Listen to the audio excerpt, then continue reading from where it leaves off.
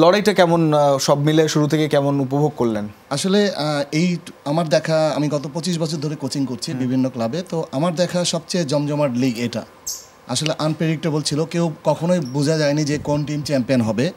তো তিনটা team, top team যেটা মোহামেডান, আবনি এবং মেরিনার্স, তারা সবসময় খুব কাছাকাছি ছিল রেসে। তো আজকে যেমন দেন, আজকে শেষ ম্যাচ, সেখানেও কিন্তু আমরা বলতে পারছি না যে কে চ্যাম্পিয়ন হচ্ছে। তার মানে এ ধরনের একটা জমজমাট লিগ এবং প্রতিদ্বন্দ্ব, এবং সবচেয়ে পজিটিভ যেটা আমার কাছে মনে হয়েছে যে আজকে কিন্তু মাঠে প্রচুর দর্শক ছিল। এই যে ম্যাচ অফিসিয়াল যারা আছে তাদের কথা না শোনা, এই ধরনের হাই ভোল্টেজ ম্যাচে বারবার ম্যাচ বন্ধ হয়ে যাবে, এটা তো নতুন নয় আসলে। না, আমার কাছে যেটা মনে হয়েছে যে আপনারা বুঝবেন যে আমার কাছে যেটা মনে হয়েছে যে আম্পায়ারিং এর মান বরাবরই খুব নিম্নমানের ছিল।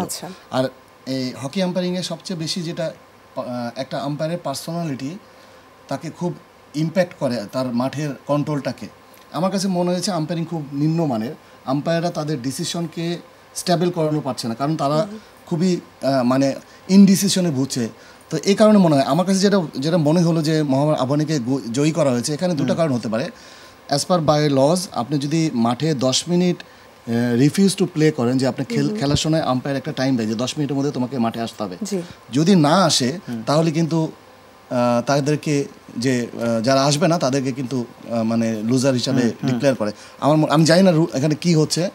আর যেটা বললেন যে মাঠে আসলে খেলোয়াড়দের এত সুন্দর, এত বড় একটা খেলা হচ্ছে, এত সুন্দর হচ্ছে, প্লেয়ারদের আরও বেশি ধৈর্যশীল এবং আমার মনে হয় পেশেন্স নিয়ে খেলা উচিত। স্পোর্টিং, হ্যাঁ, টিম যেটা টিম স্পোর্ট বা স্পোর্টসম্যানশিপ যেটা, সেটাকে আমি খুবই বেশি মনে হয় এখানে মিস করছি। এই কারণে হয়তো খেলাটা বারবার ব্যাঘত হচ্ছে এবং সবাই এখানে উত্তেজিত হচ্ছে। এটা